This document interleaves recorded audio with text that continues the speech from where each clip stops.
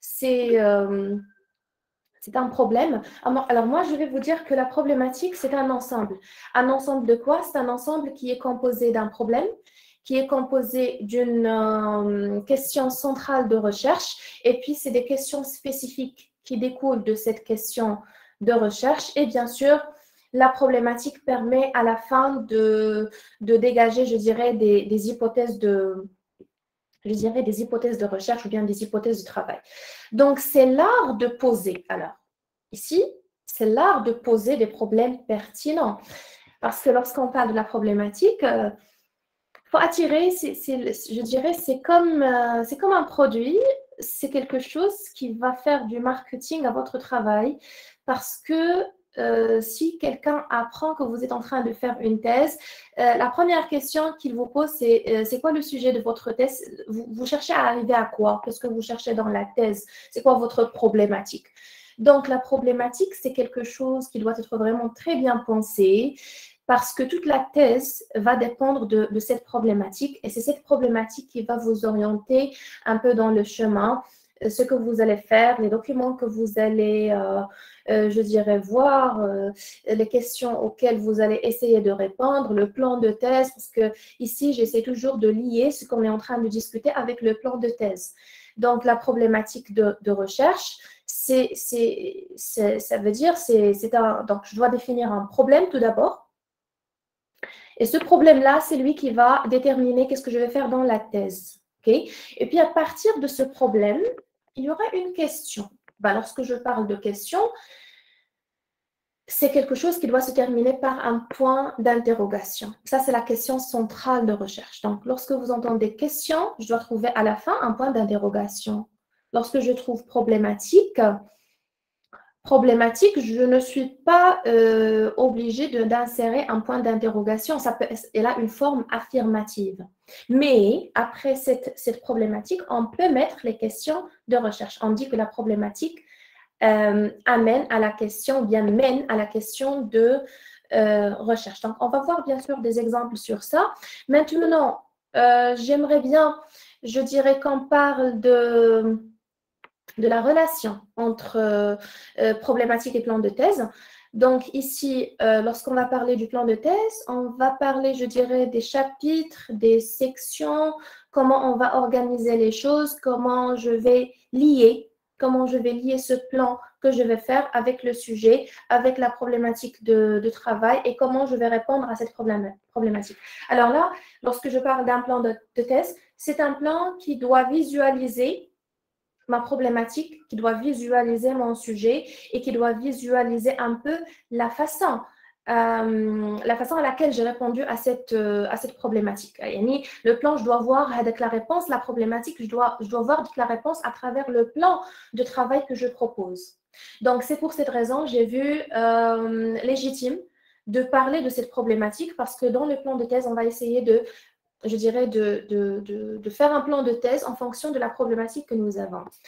Donc, voilà, ça, c'est un peu la relation entre problématique et plan de thèse. Ensuite, il y a une autre idée sur la problématique. C'est un processus itératif. Alors, pourquoi j'ai décidé d'insérer cette idée?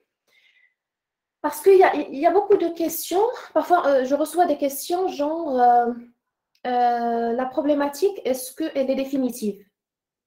Non, je dis que c'est un processus itératif. C'est quoi un processus itératif? Ça veut dire, au fur et à mesure que j'avance, pas uniquement dans la lecture, pas uniquement dans la revue de littérature, j'avance dans la lecture et peut-être dans je dirais, les études de terrain, j'avance dans les interviews que je fais avec les gens, les contacts que je fais avec les gens, la revue de littérature. Donc, j'avance dans tout ça.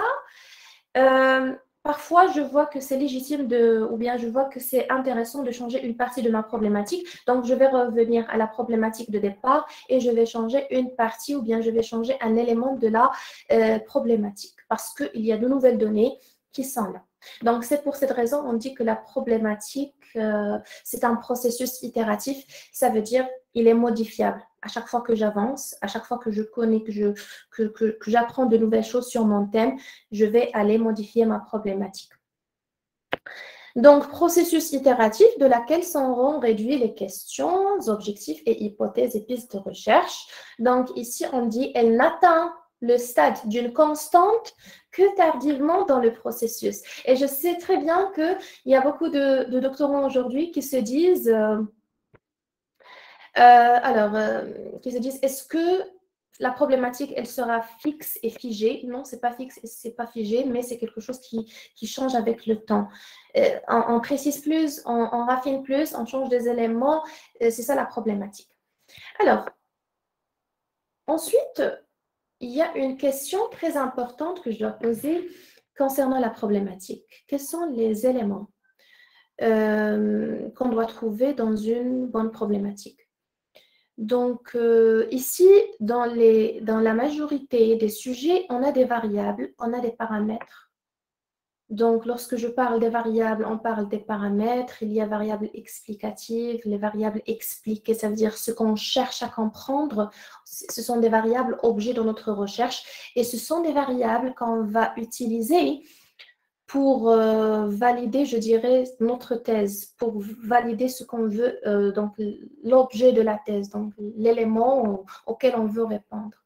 Puis la relation entre les variables et puis l'échantillon. Donc, je vais essayer de formuler une problématique qui va un peu reprendre ces éléments-là. D'accord? Donc, ici, on va faire ensemble, je dirais, un test ou un entraînement ensemble. Donc, chacun de nous peut prendre une feuille, un stylo, et puis va essayer de décrire la chose à laquelle il veut arriver, ou bien ce qu'il défend, ou bien ce qu'il cherche à défendre, ou bien ce qu'il veut savoir, son problème. D'accord, la question centrale de recherche vient sans problème.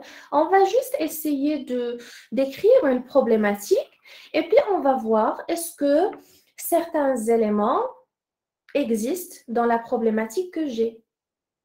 Donc, il y a une chose à vous dire. Donc, la problématique, est-ce que c'est quelque chose que je dois trouver en première année? Il y a des gens, durant les 6 premiers mois, peuvent trouver un sujet et une problématique, d'accord? Mais c'est rare, c'est rare. Mais il y en a des gens, c'est-à-dire après 6 mois de thèse, on arrive à trouver un sujet, on arrive à trouver une problématique et on peut commencer effectivement la thèse. Mais il y a d'autres personnes qui n'arrivent toujours pas à trouver une problématique sur laquelle travailler. Donc, ça veut dire que vous n'êtes pas seul. Donc, il y a beaucoup de personnes qui ont cette difficulté. Donc, la problématique, elle permet de formuler le sujet avec précision. Pourquoi? Parce qu'il y a un problème et je vais essayer de répondre à ce problème et je vais essayer de répondre à cette problématique. C'est une chose qui va me permettre de préciser plus le sujet. Et puis aussi, alors là, vous devez également vérifier une chose. Est-ce que, au bout de votre problématique, ou là, est-ce que votre problématique actuelle permet de dégager des hypothèses de recherche? Yani, est-ce que vous avez pu identifier les hypothèses de recherche que vous allez chercher à valider, que vous allez chercher à vérifier? Est-ce que l'aboutissement normal, ou là, le cheminement normal d'une problématique, c'est qu'elle doit aboutir donc, elle doit aboutir à une question centrale de recherche, elle doit aboutir également à des hypothèses. Donc, on va essayer de voir ça à travers un exemple qu'on S'il va vous plaît, discuter. le son. Le son, j'aimerais vérifier, est-ce que c'est clair pour tout le monde ou bien il y a des problèmes de son? Alors, professeur, on vous entend On précise pour moi. Oui, c'est très bien. Le son est excellent. Parfaitement, madame. D'accord. Monsieur, merci de vérifier votre connexion, s'il vous plaît. Très bien. Super, super. Alors, donc, j'étais en train de parler de la problématique. Ça veut dire, on va essayer de faire un entraînement. Juste tester, un bout de papier, un stylo. Je vais essayer d'écrire ma problématique devant moi, OK? Et je vais voir, est-ce que cette problématique répond à ces choses qu'on est en train de discuter. Donc, c'est une forme de test, hein. forme de thèse de la problématique que j'ai actuellement. Okay. Alors, une problématique doit faire apparaître un problème. يعني خص يكون مشكل. شنو هو المشكل اللي كاين؟ Okay. Donc, problématique de recherche, on doit trouver un problème. شنو هو le problème? Et puis, on doit également trouver une question de recherche. D'accord? Et puis, la problématique doit aboutir, bien entendu, à des hypothèses de recherche. Donc, c'est ça. Donc, واش عندك question de recherche, واش عندك problème. Hein? C'est ça la source de la thèse. يعني لما كانش عندك un problème, vous défendez quoi? ليش كتقلب؟ شنو باغي تحل؟ Donc, on doit vraiment trouver un problème au départ. Et puis, ça va composer notre problématique. Bien. Alors, je vais essayer, donc je vais faire comment je vois la problématique. C'est comme une pièce de puzzle quand on joue avec. Donc, il y a une pièce qui manque dans la connaissance. Et puis, cette pièce qui manque, je vais essayer de la trouver pour combler un vide, la connaissance. Le vide, on l'appelle le knowledge gap.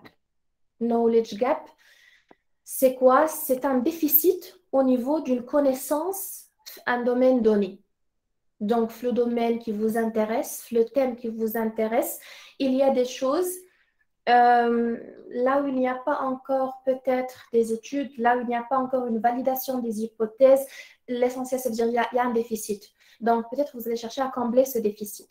Donc, on a dit, problématique, c'est quelque chose qui va contenir un problème, c'est quelque chose qui va contenir une question de recherche et des hypothèses.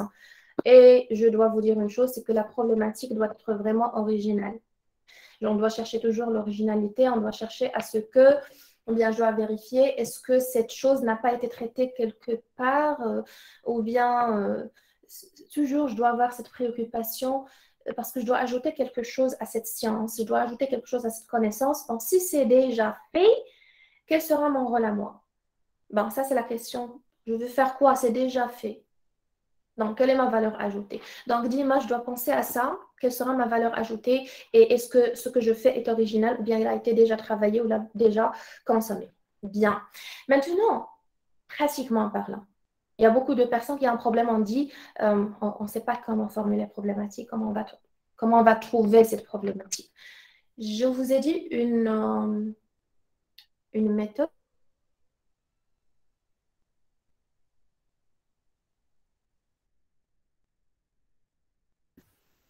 On vous perd légèrement, Madame Zakia.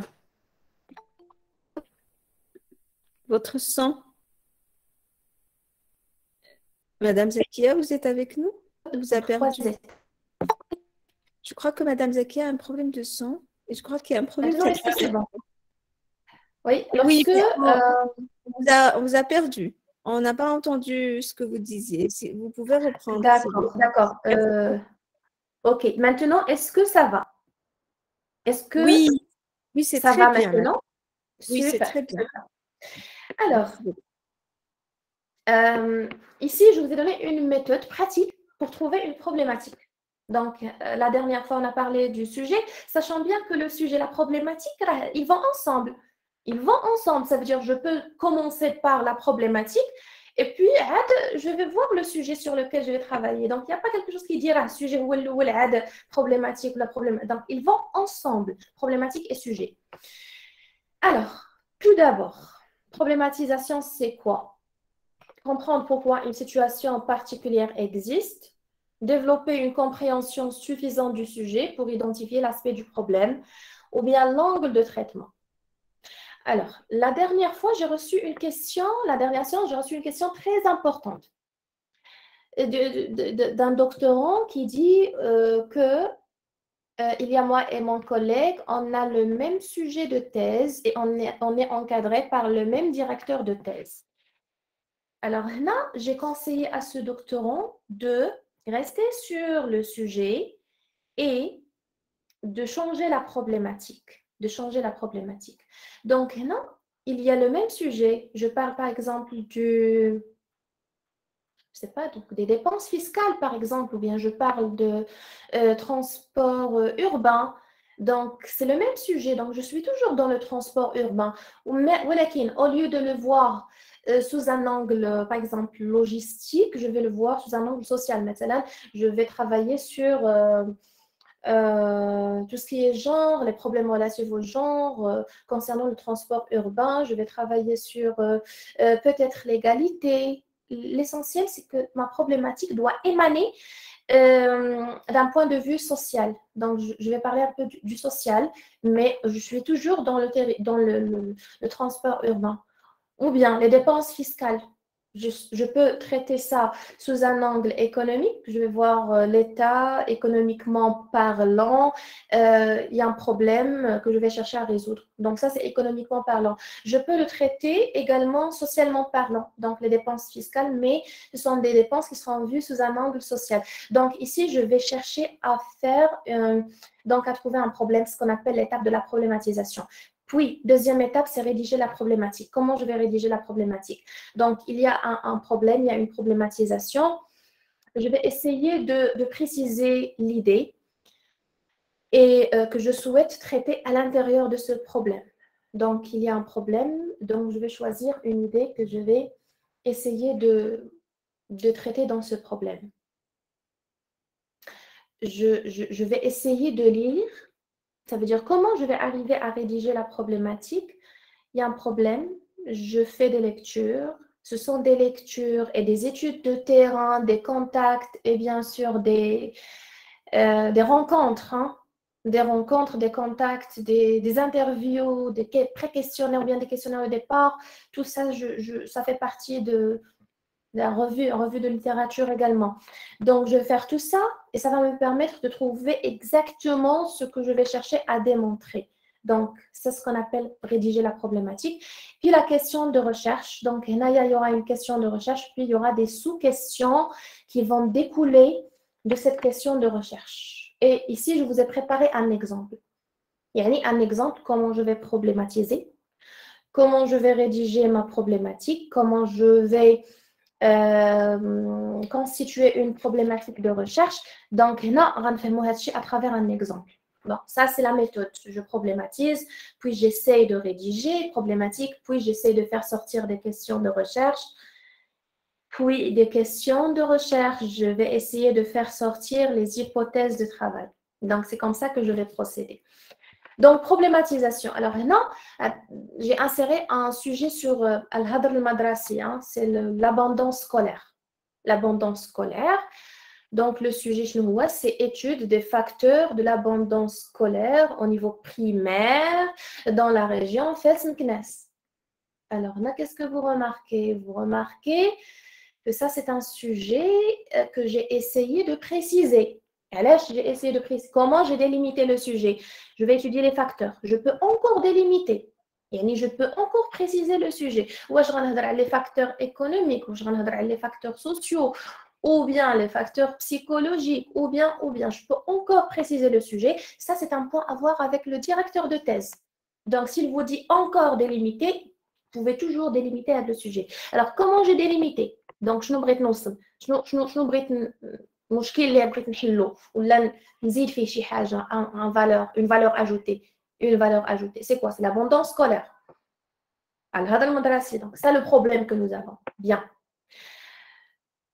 Qu'est-ce que je veux étudier au juste, précisément? Je veux étudier les facteurs qui permettent d'aboutir à une abondance scolaire ou bien de provoquer une abondance scolaire. D'accord. Donc, là, si vous avez remarqué, il y a une variable que je veux expliquer, que je veux comprendre, c'est l'abondance scolaire. Il y a une variable qui permet, ou bien des variables qui permettent d'expliquer l'abondance scolaire. Donc, on a fait les variables explicatives, la variable expliquée. La variable expliquée, c'est l'abondance scolaire.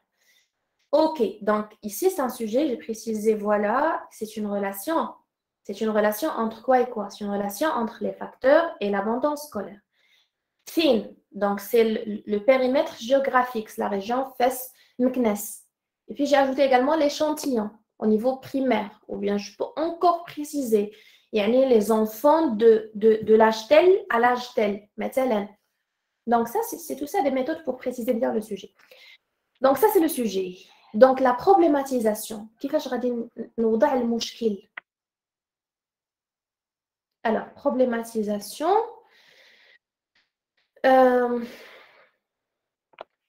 J'ai fait ici un essai. On dit ici l'abondance scolaire, c'est un problème qui empêche de tirer le meilleur parti des ressources. On a des enfants avec une pleine énergie. Le pays il a besoin de ces enfants pour se développer. Donc, Madame Zakia, oui, oui. Vous pouvez juste défiler votre écran, votre slide. Ah, donc, vous n'avez... Alors, est-ce qu'on est sur la diapositive, là où il y a sujet, des facteurs de l'abondance scolaire? C'est bon maintenant? Oui, c'est excellent. Alors là, c'est juste un sujet que j'ai choisi. Et puis, les étapes, ils sont les mêmes. Donc, chacun, il va prendre son sujet, il va essayer de faire ça pour son sujet. Donc, ici, c'est un sujet type que j'ai choisi pour étudier comment on problématise, comment on fait une problématique. Alors, l'abondance scolaire, c'est un problème qui empêche de tirer le meilleur parti des ressources, frappe les couches les plus vulnérables de la société. Donc, il y a un problème parce que le pays ne tire pas profit de la jeunesse ou bien des enfants, ça veut dire le potentiel de développement du pays. Donc, c'est un phénomène qui touche la plupart des systèmes scolaires. Oui. Donc, là, on a l'abondance scolaire au Maroc, hein, et c'est un problème. Donc, c'est un problème parce qu'on veut que tout le monde passe à l'école, on veut que tout le monde progresse. Donc, les moyens de le contrer sont mal connus jusqu'à présent. Les moyens, yani comment on va réduire. Donc, comment on va réduire l'abondance scolaire. Donc, ces situations font que les écoles ne sont pas efficaces et les enfants ne mènent pas à bien leur cycle primaire. Donc, on n'est pas en train d'atteindre les objectifs. Donc, le madrasa a واحد الدور اللي ما كتكونش به دابا parce qu'il y a l'abondance scolaire. Donc, il y a un problème. Donc, plusieurs facteurs peuvent contribuer à l'abondance scolaire. Donc, هنا وضعت المشكل. حطيت المشكل اللي عندي. J'ai problématisé. Donc, c'est la façon. Rappelez-vous que ce que j'ai dit au départ, c'est l'art de poser un problème. L'art problématique, c'est l'art de poser un problème. Donc, je commence par ça. كنبدا بهذا الشيء. شنو هو المشكل اللي كاين؟ علاش؟ كيفاش غادي يأثر علينا؟ كيفاش غيأثر على الدولة peut-être؟ كيفاش غيأثر على الشركة؟ كيفاش غيأثر على الناس؟ J'essaie de problématiser.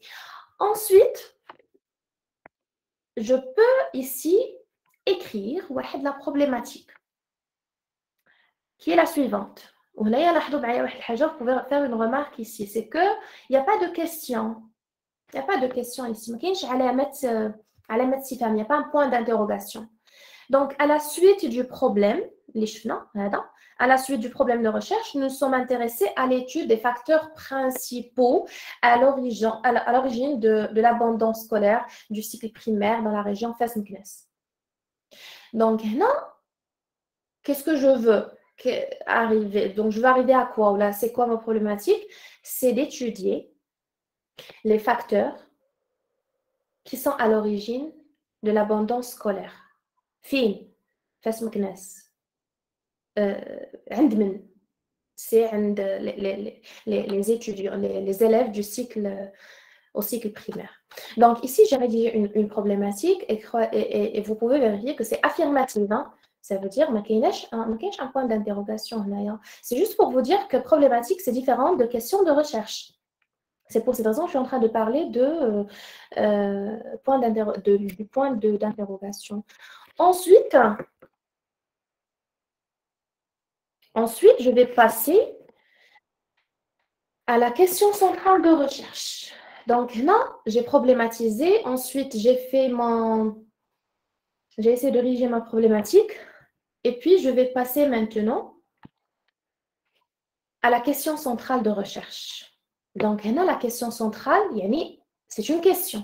Une question, alors c'est un point d'interrogation. Alors, quels sont les facteurs qui semblent être importants dans l'abondance scolaire à la région Fès Meknès? Et pourquoi les enfants quittent l'école à partir du niveau primaire? Donc, بغيت نجاوب على هذا السؤال. La question centrale de recherche. Quels sont les facteurs qui aboutissent ou là qui provoquent l'abandon scolaire, la région telle pour les élèves tels? Ça, c'est la question centrale de recherche, ou il y a la question des génie, la revue de littérature. يعني كل ما نشوف facteurs qui aboutissent à l'abandon scolaire, شي حاجة ديال abandon scolaire, facteurs sociaux, facteurs. Donc c'est ça qui va m'orienter un peu dans mes lectures, dans ma revue de littérature, et c'est ça la question centrale اللي غادي نرجع ليها. À chaque fois, je dois revenir à cette question centrale. Donc,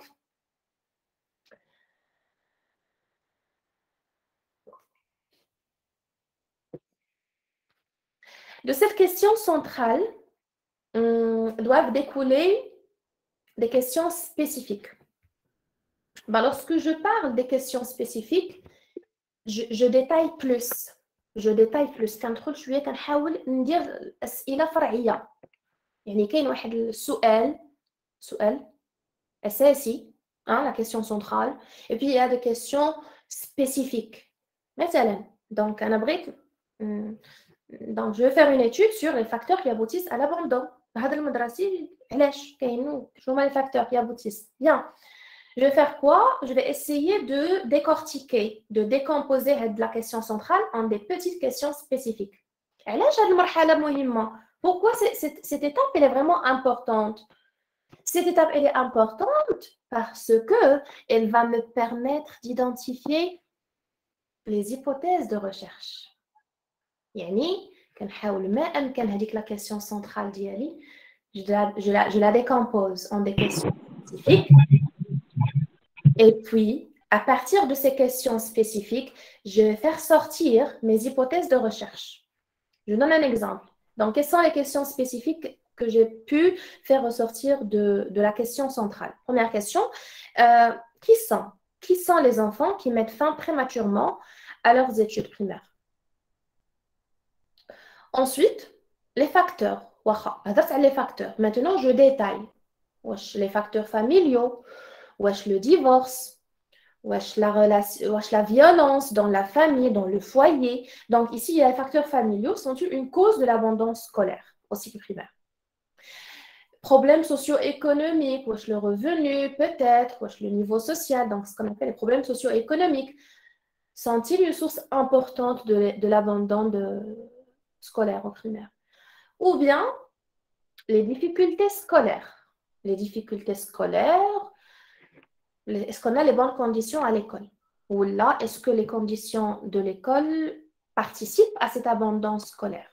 Donc, il y a les conditions, on va voir où est-ce le dorof mutaha. Donc, ici, je vais avoir un peu les difficultés scolaires font-elles partie de l'ampleur de l'abandon scolaire au cycle primaire. Donc, tout ça, c'est des questions qui se terminent avec des points d'interrogation. Mais c'est des questions qui découlent de la question principale de recherche. C'est des questions qui découlent de la question centrale. Et c'est important à l'èche parce qu'ils vont permettre de fixer les hypothèses de recherche. Donc, les hypothèses de recherche, maintenant, c'est affirmatif, hein? Donc, هنا لاحظوا معايا شنو قلنا problématique c'est affirmatif. Question de recherche كتسالى بواحد point d'interrogation. Les questions spécifiques de recherche également, ils se terminent avec des points d'interrogation. Lorsque je passe aux hypothèses de recherche, راه كاين la forme affirmative. Donc, hypothèse 1, hypothèse 2, 3, 4. Donc, hypothèse 1, problèmes familiaux sont vraiment une cause de l'abandon scolaire au cycle primaire. Je vais vérifier. Valider l'hypothèse ou bien ne pas valider. Hypothèse 2, ou bien ce qu'on dit confirmer ou bien infirmer. L'hypothèse 2, facteurs socio-économiques semble influencer l'abandon des études chez les enfants. Donc, il y a facteurs socio-économiques. Permettent de cause l'abandon, oui ou non. Les difficultés scolaires. Et puis, je peux décider d'insérer une hypothèse sur le genre, l'approche genre, l'approche genre, donc, les filles, ils abandonnent ou les garçons, ils abandonnent et pourquoi? Je vais essayer de voir pourquoi. Donc, là, c'est un exemple que j'ai inséré juste pour vous montrer comment on formule avec la problématique de recherche non, et quelles sont les étapes. Et bien sûr, chacun d'entre nous va essayer d'appliquer la méthode. Donc, je commence par la problématisation, et puis je passe à la problématique, et puis je passe à la question, ça veut dire on peut terminer avec des questions, avec une question centrale, et puis des questions spécifiques, et puis des hypothèses de recherche. Ou les hypothèses de recherche, d'accord? من بعد يعطيونا un plan de thèse. يعني comment je vais organiser le contenu ديال le plan ديالي. Donc avec le plan de thèse, je dois le faire et je dois faire apparaître هاد الشيء خصو يبان عندي في le plan de façon à ce que le lecteur, donc le lecteur, il doit avoir une idée sur la thèse, c'est quel sujet et c'est quelle problématique et comment le thésard, il a abordé cette problématique et comment il a essayé de démontrer, d'argumenter. On parle des arguments, on parle des arguments, d'argumenter sa thèse. Donc, ça, c'est les étapes. Et chacun il peut adapter ses étapes au sujet et la problématique sur laquelle il travaille. Ici, on a le modèle de l'entonnoir. Ici, il y a un entonnoir, c'est-à-dire il y a un thème. Lorsque je parle de thème, c'est quelque chose qui est vraiment vague. J'essaie de le préciser, donc j'aboutis au sujet et j'essaie de préciser, j'aboutis à une problématique. Ici, j'ai un autre exemple sur le contrôle de gestion. Professeur Rabih, je peux intervenir? Oui, bien sûr. Donc, merci beaucoup, professeur Rabih. Toujours en relation avec la problématique, à travers les recherches qu'on a pu donc lire et avoir, il y a un point très important qu'il faut mentionner dans la partie problématique, à savoir l'irritation personnelle. Qui sont les éléments qui nous ont poussés à avoir, par exemple, à mener cette recherche. Ça, d'une part. D'autre part, vous avez parlé des hypothèses.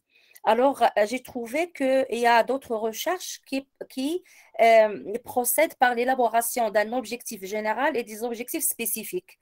Et à travers un cadre de référence établi à partir de l'état de l'art, on va mener notre recherche pour répondre à ces objectifs à la fin.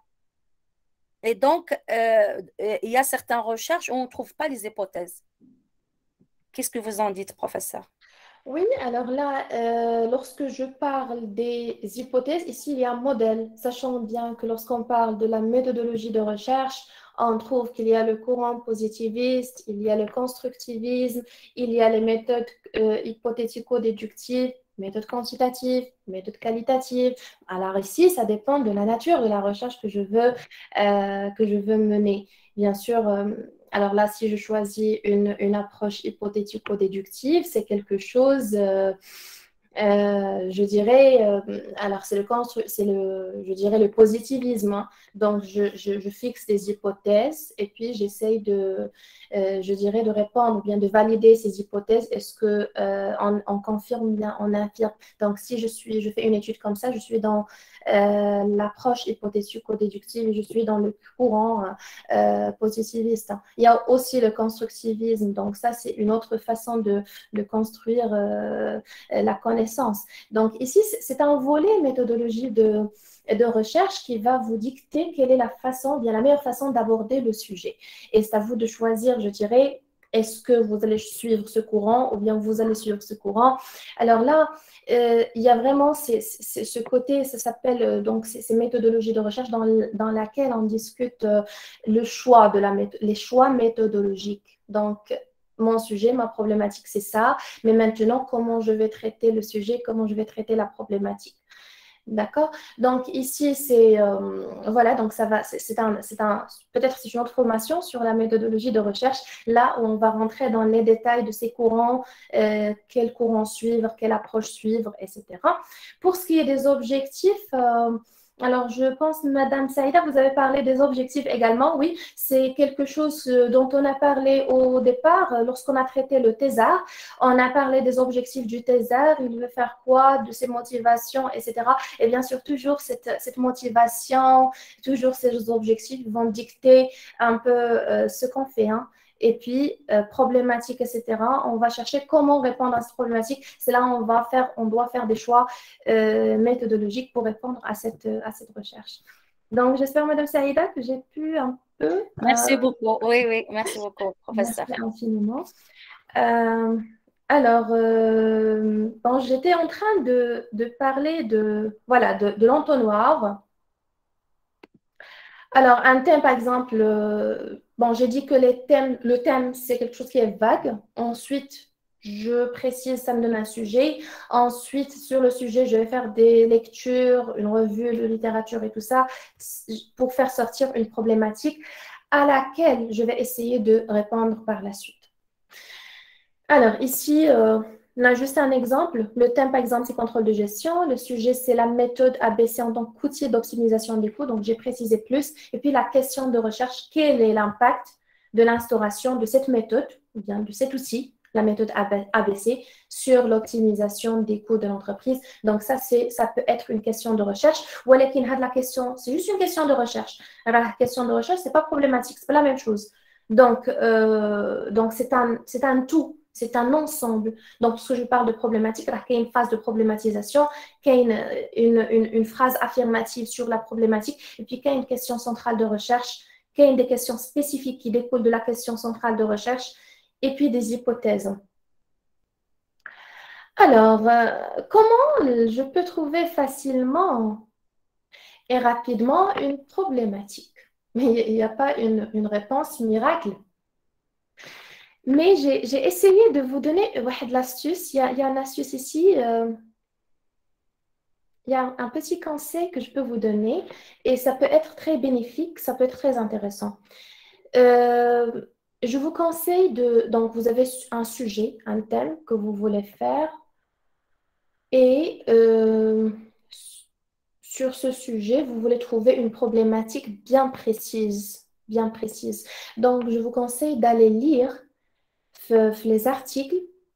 Et moi, je recommande de lire des articles type review article. Ça veut dire c'est des méta-analyses.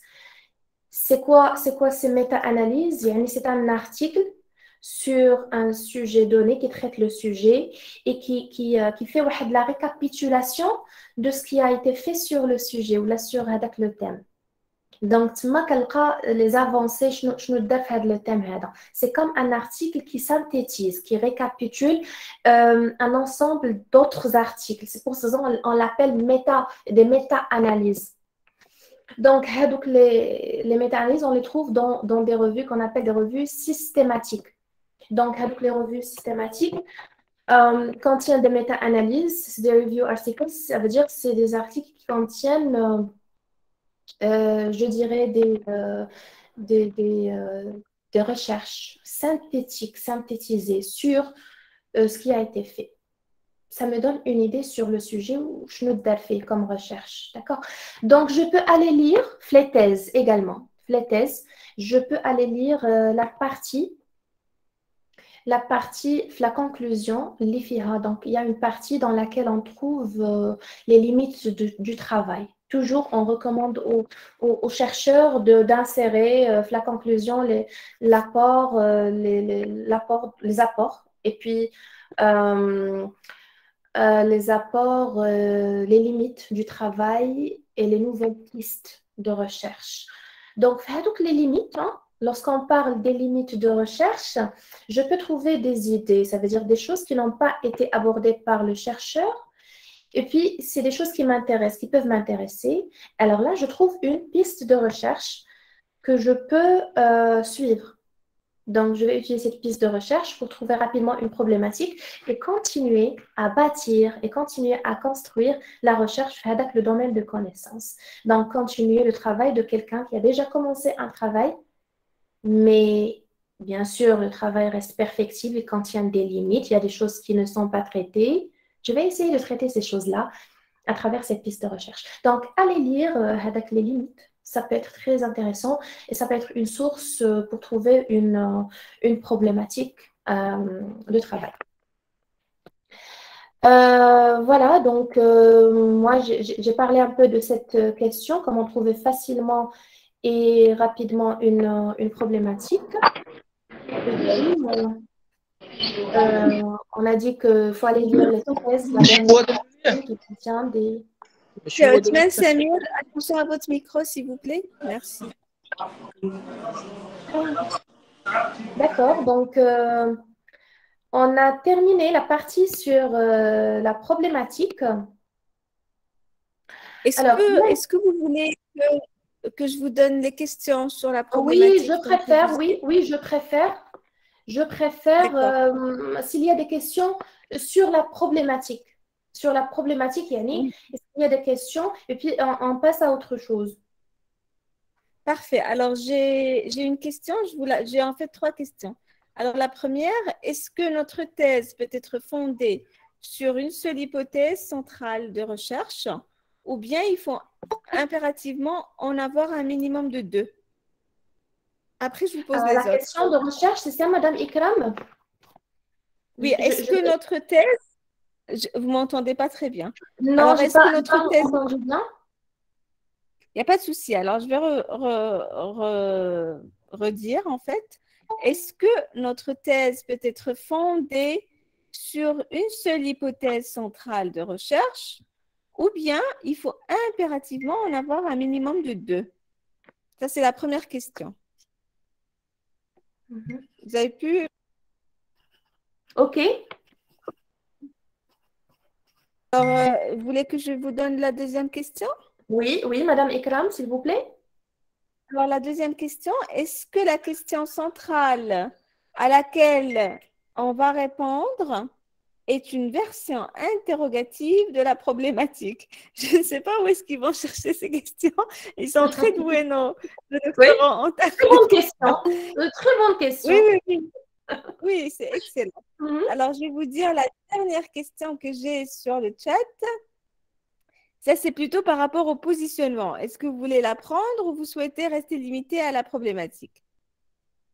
La dernière question, si vous voulez la répéter, s'il vous plaît.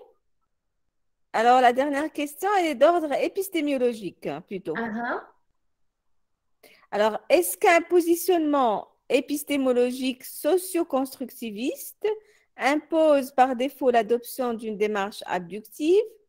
Peut-on, avec ce même positionnement, adopter une démarche hypothético-déductive?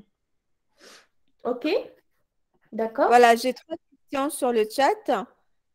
Voilà, c'est pour ça, et comme ça c'était relié à vos explications, je voulais vous les poser maintenant. Voilà.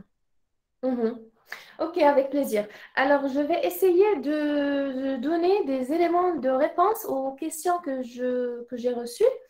Alors, première question, est-ce que 2 hypothèses de recherche ou bien une seule hypothèse, elle est suffisante? Alors là, lorsque je dis ou bien lorsque on parle de la thèse, c'est quelque chose qu'on doit défendre. Donc ici, on dit est-ce qu'une seule, si vous arrivez à défendre et d'argumenter, vous allez vous poser devant, vous allez imaginer la chose suivante. Je suis devant un jury et il y a le jury qui me pose qui me pose cette question. D'habitude, يعني جرت العادة أن il y a plusieurs questions. Il y a plusieurs hypothèses de recherche. On cherche à valider ou là. OK.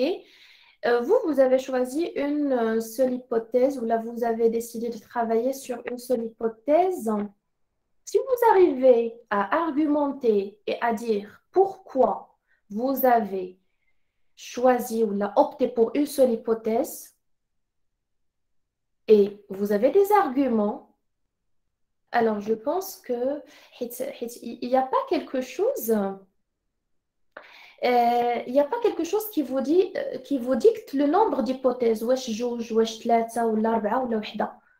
Il n'y a pas Moi, j'ai eu l'occasion de lire quelques ouvrages de méthodologie de recherche, quelques ouvrages sur comment rédiger une thèse, etc. Je n'ai jamais vu un ouvrage qui dit faites une seule, ou bien deux, ou la trois hypothèses. Mais la réponse à la question que vous avez posée, si vous arrivez à défendre votre position, et si on vous pose la question, la soutenance, une seule hypothèse, il faut trouver juste la réponse. Il faut devoir juste convaincre le jury. Donc, c'est ce que je pense. Ok, donc ça c'est par rapport à la première question. Deuxième question, la question de recherche, est-ce qu'elle découle de la problématique? Oui, la question de recherche, elle découle de la problématique. La problématique, elle est affirmative. La question, elle se termine par un point d'interrogation. D'accord? Donc, ça s'appelle question de recherche et bien sûr, elle doit découler de la problématique. Sauf que la question de recherche, c'est une autre façon de poser la problématique ou l'interrogation. Ça veut dire c'est la problématique, mais ça découle de la problématique, mais elle doit se finir par un point d'interrogation. Ça, c'est la question de recherche. Et bien sûr, donc, on dit, est-ce que la question de recherche et la problématique? Non, ce n'est pas la même chose. Donc là, question de recherche, ce n'est pas la problématique. Problématique, c'est un ensemble. Donc, c'est un problème mathématique. On y insère des éléments, il y a un problème, et il y a une difficulté ici, il y a un problème, pourquoi, etc. Donc, un certain nombre d'éléments, on problématise, il y a une composition de ces éléments-là. D'accord? Et puis, on aboutit à une question de recherche, et puis on aboutit à des questions spécifiques, et puis on aboutit à des hypothèses. Donc, maintenant, je passe au choix méthodologique ou là, au positionnement épistémologique. Est-ce que je vais choisir courant positiviste? Est-ce que c'est constructivisme? Est-ce que? Alors, moi, je vais vous dire une chose.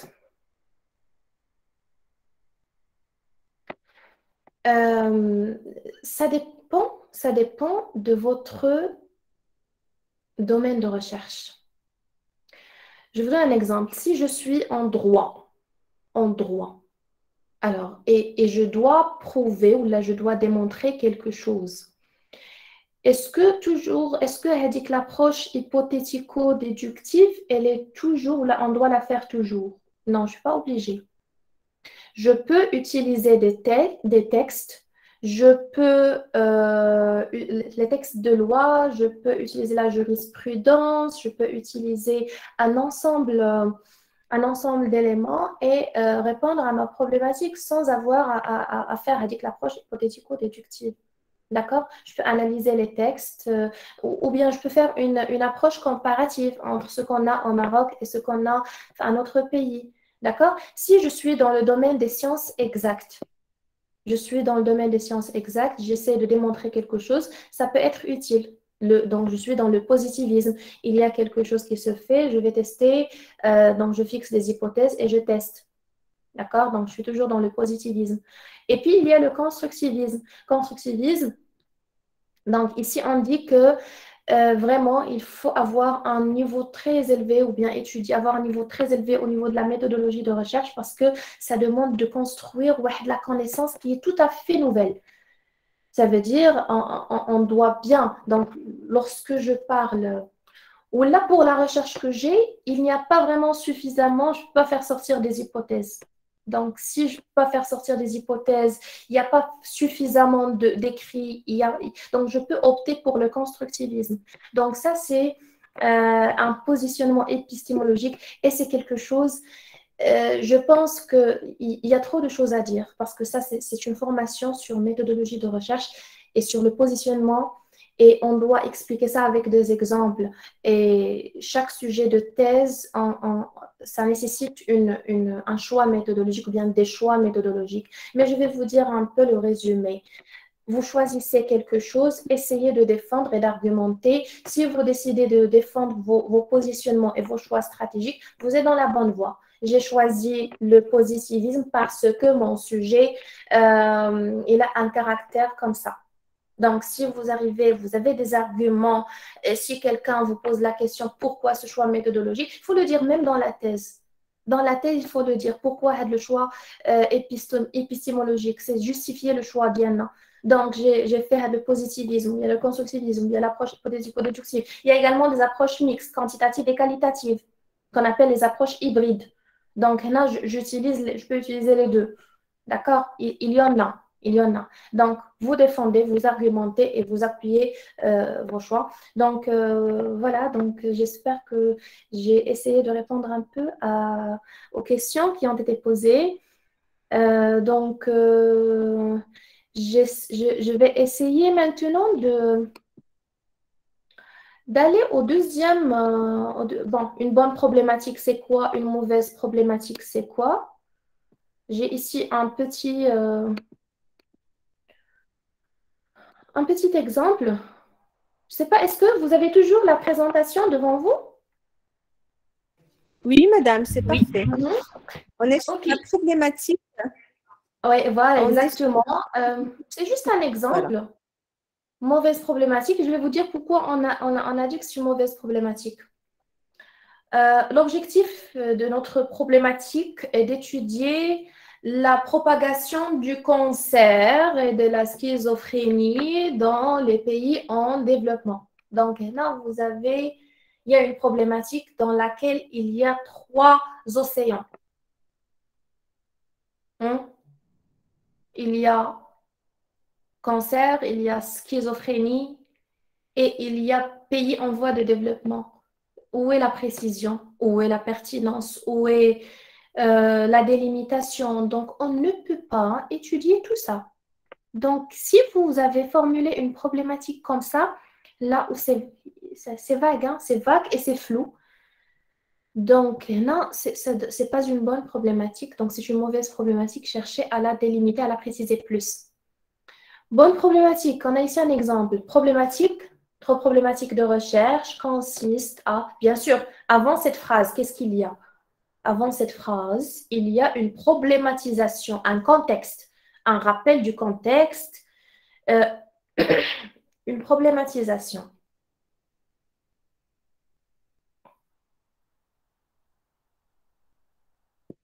Lorsque je rappelle... Madame Zakia, on a perdu.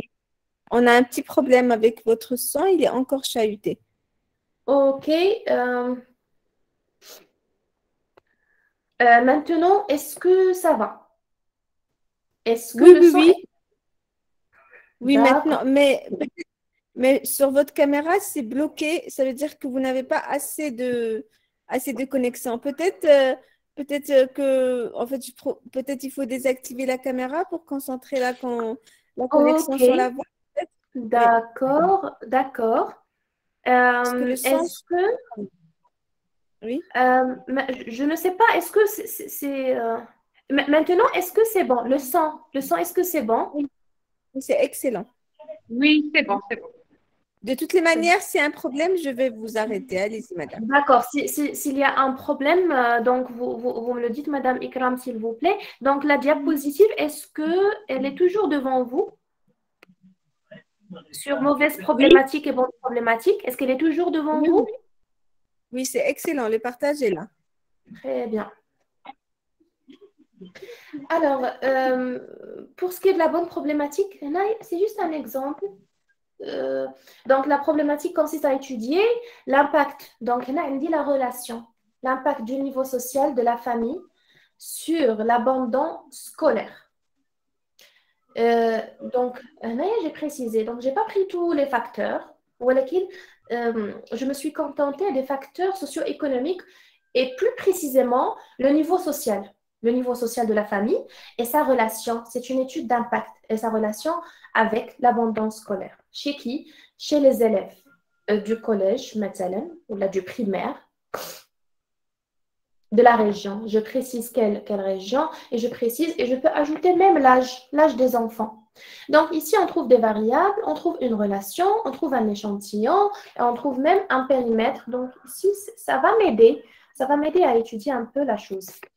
Voilà, donc j'ai terminé la partie sur la problématique. S'il y a toujours des questions, on peut les poser à la fin si vous voulez. Maintenant, je passe à une autre partie, c'est la partie 3. C'est le plan de thèse. On a dit qu'il dépend des objectifs et motivations du thésard. C'est ce qu'on a vu dans ce premier point. D'accord? On a vu quelles sont les motivations, thésard, la forme de la thèse, le format de la thèse que je vais choisir. Le plan de thèse, il dépend également du sujet et de la problématique. C'est ce qu'on vient de traiter. Et bien sûr, je vais faire une revue de littérature afin de faire quoi? Afin de dresser avec le plan de thèse. Et bien sûr, il y a un directeur de thèse qui va valider ou non hein, votre plan de thèse. Donc, c'est les éléments qui dépendent ou bien qui vont un peu influencer votre plan de thèse. Alors, maintenant… Madame Zakia, si vous Oui. permettez, est-ce que vous pouvez repartager votre écran? Parce que quelqu'un a dû partager son écran par erreur et donc… Ok, d'accord, il n'y a pas on a de ce- souci. Il n'y a Merci. pas De de toute souci. façon, je vais juste épingler la présentation de Madame Zakia. D'accord, sans problème. Alors, on a Monsieur Mohamed qui partage. Monsieur Mohamed, essayez d'arrêter votre micro, s'il vous plaît. Et essayez d'éteindre vos micros, sinon ça ne Non, va non. pas être évident.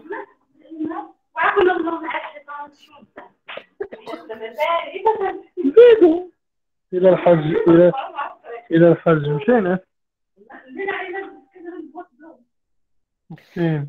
Est-ce que la présentation est devant vous, s'il vous plaît? Maintenant, ça va? Oui, c'est très bien. Essayez d'épingler la présentation pour ne pas la perdre. Et puis, s'il vous plaît, essayez d'éteindre vos micros et de lever la main avant d'ouvrir votre micro. Merci beaucoup. Alors, maintenant, je vais aborder un point qui est très intéressant, c'est la revue de littérature. Alors, la revue de littérature, comment la mener efficacement? Je vais essayer de dire un peu les problèmes peut-être qu'un doctorant peut avoir. Bon, lorsque je parle de la revue de littérature, comment je vais commencer cette revue de littérature? Bon, j'ai un thème sur lequel je veux travailler. Le sujet et la problématique, on en a parlé. Mais maintenant, comment je vais lire? Alors, toujours, je dois avoir des objectifs. Donc, d'abord, j'ai essayé de définir un sujet. J'ai essayé de délimiter le sujet et au fur et à mesure que je fais des lectures, je délimite encore et je précise encore. Donc, l'essentiel, c'est que je dois écrire, voilà le sujet sur lequel je vais travailler et peut-être je vais chercher à travailler sur ça. Donc, je trouve un problème, je trouve une problématique et c'est ça qui va m'orienter un peu dans les lectures et dans la revue de littérature. Donc, ici, est-ce qu'on peut faire un classement? Est-ce qu'on peut faire un classement, مثلا, 1, je dois trouver sujet. 2, après, je dois trouver une revue, je dois trouver une problématique. 3, je vais lire ou bien je vais effectuer des lectures. 4, je ne peux pas faire ce classement. C'est des choses qui vont en parallèle. C'est des choses qui vont en parallèle et c'est itératif, c'est un processus itératif. Au fur et à mesure que j'avance dans la lecture, je peux aller changer le sujet délimité, je peux aller changer la problématique, je délimite et toujours je suis en train de faire la revue de littérature, même je dirais un jour avant le dépôt définitif de la thèse. Donc voilà, donc ça c'est la revue de littérature, elle nous accompagne durant tout le processus depuis le départ. Donc premièrement, ici j'ai dit que une activité qu'on conduit avec objectif. Je ne lis pas comme ça en l'air ou bien sans avoir des objectifs. Non. Je dois la lier. Il y a de la revue de littérature. Je dois la lier avec quoi? Je dois la lier avec, je dirais, la question de recherche que j'ai. Et si je n'ai pas encore trouvé une question de recherche, je lis pour trouver une question de recherche et on a dit, ou bien on a vu comment je peux trouver un sujet et comment je peux trouver des idées. Donc, on a vu ça. Donc, lorsque je vais effectuer des revues de littérature, je dois toujours faire la liaison avec la question de recherche. Je dois trouver la liaison avec les concepts. Hein. Je parle de l'abondance scolaire, je parle des facteurs socio-économiques, je parle des facteurs psychologiques ou bien violence, etc. Donc là, les concepts, c'est très important. C'est une étape de la conceptualisation. Il y a les modèles, il y a les mesures, les types d'échantillons. Donc, je vais lire et lier ce que j'ai lu ou bien orienter ma lecture vers les choses dont j'ai besoin. Et puis, je vais me situer par rapport aux travaux fondateurs. Yani, c'est quoi les travaux fondateurs? Si je prends une discipline, il y a les auteurs qui sont, je dirais, des références. D'accord? C'est des références. Lorsque je parle, par exemple, du domaine de la psychologie, je ne peux pas ne pas citer, par exemple, les travaux de Freud. Je ne peux pas ne pas citer les travaux de Jacques Lacan. Je ne peux pas ne pas citer, lorsque je parle de, je dirais, de Pavlov, etc. Donc ça, c'est des auteurs qui sont des références en psychologie et c'est des auteurs qui ont défendu des thèses, qui ont défendu des propos. Ok, donc en marketing, je peux management marketing, Kotler, je ne sais pas, dans les autres domaines également. Donc dans chaque domaine, il y a des auteurs de référence, des travaux fondateurs, c'est ça ce qu'on appelle la revue de littérature. Les écoles de pensée, les écoles de pensée. Hein, lorsque je parle de la pensée économique, alors je dois parler des classiques, je peux parler de l'école classique, l'école néoclassique, je dois parler de Keynes, etc. Donc, je ne peux pas parler de la pensée économique sans parler de ça. D'accord? Et puis les travaux récents. Les travaux récents, ce qui a été fait récemment dans ce sens. Donc, la revue de littérature, je dois citer ou bien je dois parler de tout ce qui est travaux fondateurs, des écoles de pensée et des travaux qui sont récents. Donc, je vais essayer de voir ça. Ensuite, il y a une erreur grave, hein, c'est pas petite, mais grave. Don't do that. C'est qu'on dit que la première année, passer une année à lire des ouvrages et des articles.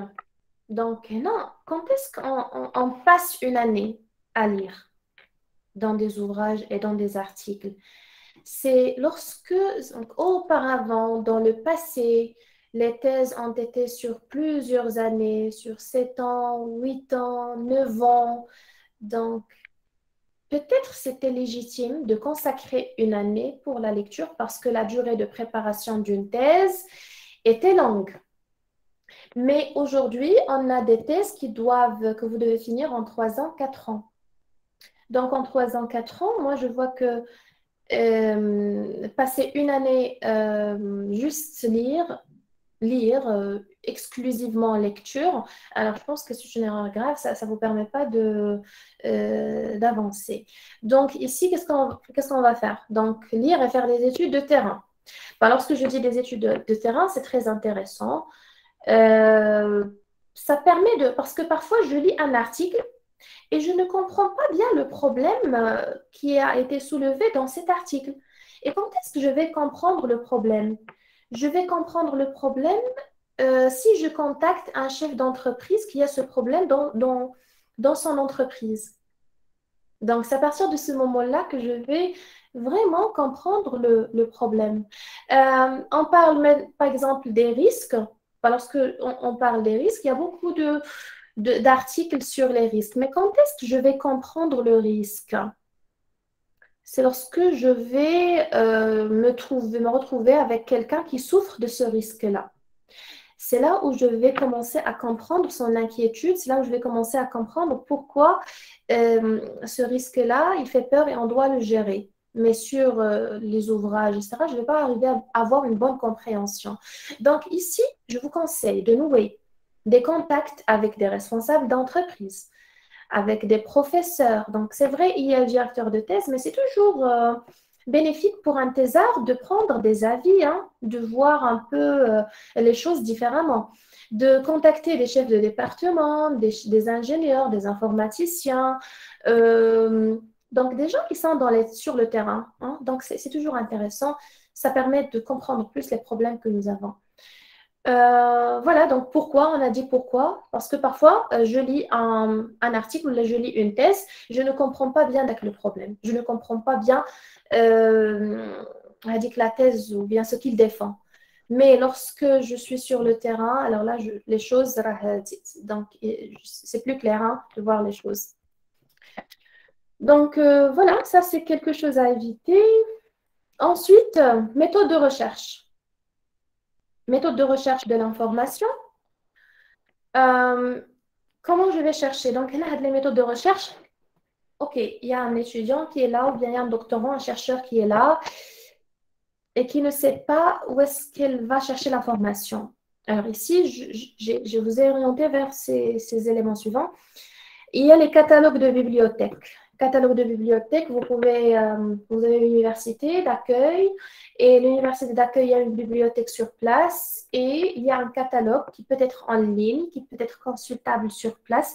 Et je pense que la majorité des universités, ils ont un catalogue en ligne qui regroupe les thèses, qui regroupe les ouvrages. Donc, il suffit juste de taper votre sujet de recherche ou bien d'aller sur place à la bibliothèque et chercher. Donc, il y a ces solutions. Autre solution, c'est les bases numériques, les bases de données numériques, genre aujourd'hui, on a par exemple EBSCOhost qui contient plusieurs sources. Lorsqu'on dit EBSCOhost, c'est lorsque je rentre, il y a d'autres bases de données qui sont à l'intérieur. Hein. Donc, il y a base de données business, il y a base de données sciences de la santé, c'est par topics, hein, par thématique. Il y a ProQuest, il y a Sciences Direct. Donc, tout ça, c'est des bases de données numériques qui contiennent vraiment des articles. Et moi, je vous oriente vers les thèses et je vous oriente également vers review articles. Donc, ce qu'on appelle les méta-analyses. C'est très intéressant. Il y a le web. Vous tapez le sujet, vous trouvez. Donc, et puis, il y a un moteur de recherche qui est très intéressant, c'est Google Scholar. Voilà, donc ça, c'est des sources, je dirais, de comment je peux trouver des documents, repérer des documents. Il y a des méthodes de recherche d'information. Comment je vais chercher l'information? Alors, je peux prendre, il y a une méthode qui s'appelle remonter des filières historiques. C'est quoi remonter des filières historiques? C'est quoi? Par exemple, je prends une thèse, ou là, je prends un article donné. Et puis, dans cet article, à la fin, je vais trouver bibliographie. Donc, l'article, par exemple, c'est un article de 2021. Donc, ça, c'est un article de 2021. Bien, je peux le citer. Mais je peux aller voir dans la bibliographie de cet article, je vais trouver une bibliographie plus ancienne qui parle du même sujet. Donc, également, c'est une façon de trouver des informations que je cherche. Donc, je vais aller voir la bibliographie et je vais aller voir quelles sont les bibliographies qui peuvent m'intéresser. D'accord? Donc, ça s'appelle la méthode de la remontée des filières historiques, c'est ça. Donc, je regarde le document, je regarde la bibliographie des documents et puis je peux consulter cette bibliographie. Ensuite, il y a la recherche systématique. Lorsque je parle de la recherche systématique, c'est le fait de prendre des articles et de choisir des revues spécialisées dans le thème que nous avons. Donc, comme vous le savez, et par exemple, lorsque je parle de risk management, il y a une revue risk management. Lorsque je parle de tout ce qui est cancer, etc., il y a une revue également. Lorsque je parle de la psychologie, lorsque je parle des troubles neurodéveloppementaux, thérapeutes neuronamaïens, par exemple, il y a des revues spécialisées. Donc, c'est ce qu'on appelle des revues systématiques. À chaque fois, ils publient, ces revues systématiques, ils publient des articles sur la thématique qui vous intéresse. D'accord? Ensuite, je dois toujours vérifier les sources. Les sources, je vais vous dire juste une idée, je passe sur ça. Faites très attention de prendre une information de la presse, et c'est une presse qui n'est pas vraiment n'est pas reconnue comme une source fiable. Il y a beaucoup de chercheurs qui le font. Donc, on trouve un site, et c'est de la presse, et c'est de la presse qui est connue comme non fiable, ça veut dire les informations ne sont pas toujours exactes. Alors, c'est très mauvais de citer cette source dans la bibliographie, ou bien c'est très mauvais de bâtir une thèse à partir de la presse, de ce type de presse, de ce type de presse. Donc, ça, c'est question de fiabilité, c'est question d'image, c'est question d'exactitude de l'information. Alors,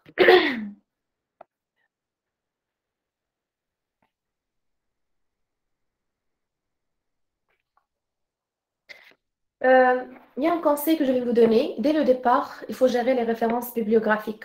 Dès le départ de votre lecture. Pensez à utiliser EndNote, pensez à utiliser Zotero, Mendeley. Donc, tout ça, c'est des logiciels qui vont vous permettre de travailler d'une façon professionnelle. Ça veut dire, il y a un article que j'ai lu, il y a un ouvrage où là, il y a une thèse que j'ai lue, donc je peux faire entrer ça dans un logiciel qui va me permettre une bonne gestion, là, une gestion professionnelle. Parce que ça c'est un travail de thèse. Il y a beaucoup de choses à lire, il y a beaucoup de choses à noter, il y a beaucoup de choses. Donc, il faut les gérer d'une façon vraiment professionnelle. Donc, il y a des logiciels pour ça. Et bien sûr, il y a, je pense, des formations qui se font sur comment gérer ou là, comment faire une gestion bibliographique. Hein. La relation avec le directeur des thèses, c'est très important parce que c'est lui qui va vous valider le plan de thèse. Il y a une relation ici. Donc, quelle est la relation que nous avons ici? C'est une relation de travail et c'est une relation qui se base sur le travail, qui se base sur la confiance. Alors, un directeur de thèse, c'est quelqu'un qui doit vous signer un certificat d'assiduité. C'est quoi? Ce qu'on appelle au Maroc l'état d'avancement. Donc, l'état d'avancement, à la fin de l'année, vous devez préparer un état d'avancement que vous allez donner au directeur de thèse pour approbation. Et soit il va émettre un avis favorable, soit il va émettre un avis défavorable s'il juge que vous n'avez pas avancé. Alors ici, donc ça c'est un, hein, c'est un. Ça veut dire c'est quelqu'un qui va vous signer ce rapport d'avancement. Ensuite, la thèse durée normale, c'est 3 ans. Au-delà de ce délai, la réinscription est soumise chaque année à autorisation dérogatoire. Donc, on rentre dans ce qu'on appelle les années de dérogation. Donc, donc, je dois avoir également un avis favorable de mon directeur de thèse. Le directeur de thèse, c'est lui également qui propose le jury. Hein? Madame Zaki, désolée de vous interrompre. Est-ce que vous pouvez juste défiler vos slides? Merci. Ah, ok. Donc, oui, d'accord. Donc, c'est pas... ok. Maintenant, est-ce que ça va maintenant? Oui, c'est parfait. Je profite juste de l'occasion pour dire aux participants que les liens de présence sont sur la chatbox. Merci beaucoup. Alors, on a dit que le directeur de thèse, c'est quelqu'un qui signe avec l'état d'avancement, c'est quelqu'un qui va vous signer avec la demande de dérogation si vous dépassez, je dirais, la durée de la thèse.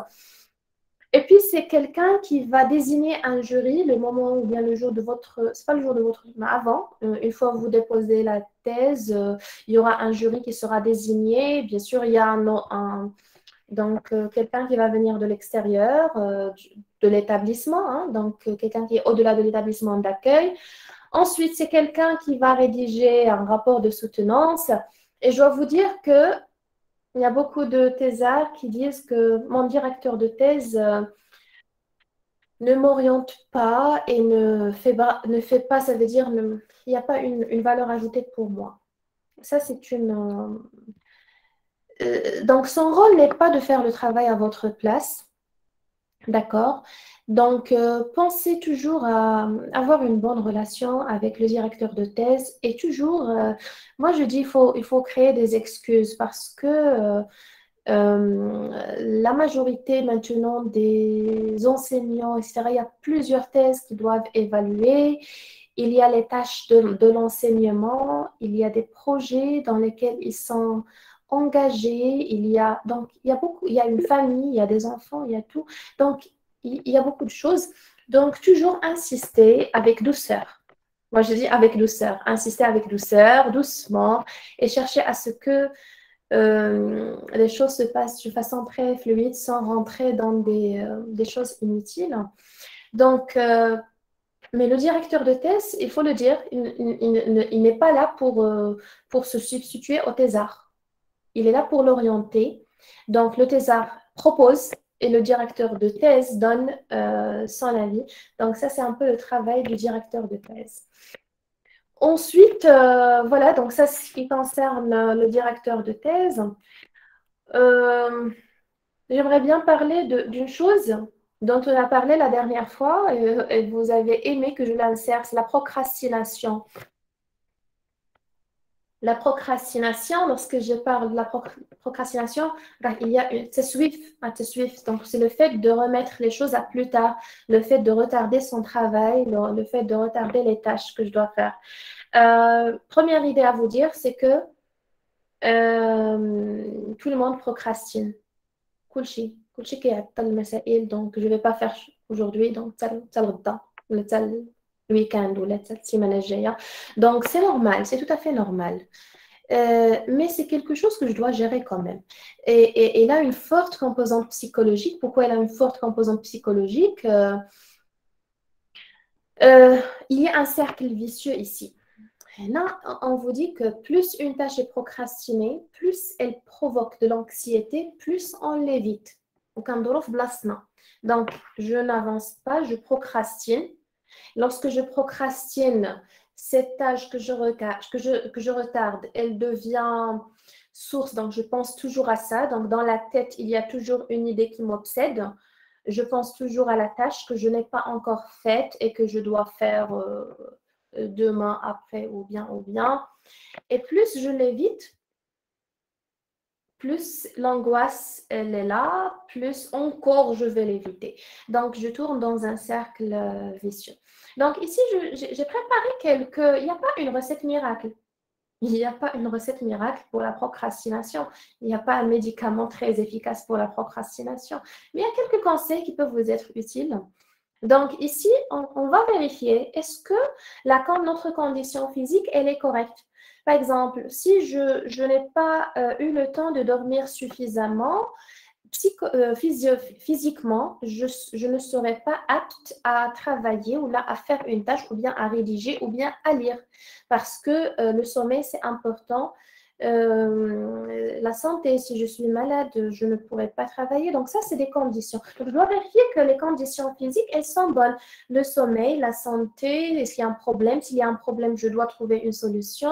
Si je ne dors pas bien pour une raison ou pour une autre, je dois dormir suffisamment parce que je ne peux pas travailler donc il y a un manque de sommeil. Ça influence. Donc, je dois vérifier que ma condition physique, elle est bonne. Encore, il y a un autre, je dirais, conseil que je peux vous donner, c'est de créer un endroit agréable, un endroit que je vais aimer. Moi, j'ai toujours l'habitude de travailler, donc je dois avoir une belle odeur, donc je sais pas, donc toujours lorsque je travaille, donc je dois fixer les conditions, d'accord, les conditions qui rendent l'endroit joli, des tableaux dans lesquels je regarde, un tableau qui m'inspire, un tableau qui me plaît, je peux le mettre devant moi. Une photo qui me plaît, je peux la mettre devant moi. Et là, c'est psychologique. On va essayer de travailler sur le côté psychologique de la chose. Donc, un endroit qui vous plaît pour travailler la thèse. Et chacun, il a ses propres choix et voilà. Donc, planifier des périodes de rédaction courtes et régulières. Donc, toujours, on a dit que pour le travail de la thèse, je ne dois pas remettre les choses après, je ne dois pas retarder les vacances. Donc, on a dit que je dois avoir des périodes courtes de rédaction. L'essentiel, c'est que chaque jour, je dois sentir que j'avance. Je dois sentir que j'avance pour ne pas avoir à tous les sentiments négatifs. Ensuite, revoir les objectifs pour ne pas augmenter l'angoisse. Parfois, si je définis des objectifs qui sont vraiment quand à la barre, donc je définis des objectifs qui sont vraiment parce que je veux travailler, je veux finir vite, là, je risque de finir par une déception. Donc, définissez des objectifs qui sont vraiment abordables, comme vous pouvez faire dans le délai imparti. Revoir, modifier les motivations, clarifier les objectifs. Tout le monde procrastine. Alors là, il y a une chose également que j'aimerais bien que vous testiez. 2 ou 3 minutes juste pour réfléchir, hein, réfléchir au résultat que vous désirez, ce que vous allez aimer faire. Imaginez-le. Ça veut dire, je veux terminer la thèse, je veux être comme ça. Juste fermez les yeux et imaginez ce que vous voulez être, le résultat que vous voulez avoir. Juste l'imaginer. L'imagination, c'est comme un coup de pouce à la motivation intérieure. Donc, ça fait la rame de donc, donc, je ferme les yeux, j'imagine ce que je veux. Ça me donne motivation pour travailler. Donc, ça, c'est quelques conseils pour un peu éviter la procrastination. Et il ne faut pas toujours penser à la procrastination. Je me connais la procrastination. Donc, on essaie de juste de travailler et juste de créer un endroit agréable et on commence. Ça fait rien et c'est tout. Je ne remets pas les choses où... Parfois, je vais réussir, parfois, je ne vais pas réussir. Donc, la procrastination, c'est normal et tout le monde, tout le monde procrastine. Donc, voilà. Donc, ma présentation d'aujourd'hui touche à sa fin. Je cède la parole à Madame Ikram pour des éventuelles questions, peut-être. Merci beaucoup, Madame Zakia, pour ces conseils tellement pertinents et qu'on sait qui émanent de la réalité et de la pratique. Ça nous ressemble et puis ça nous ouvre les yeux sur la nécessité de se remettre en question pour améliorer ces pratiques. Oui, effectivement, on a des mains qui sont levées et puis on a des questions dans le chat. On va commencer peut-être par les mains levées. Alors, je donne la parole à Monsieur Jawed Bourassi.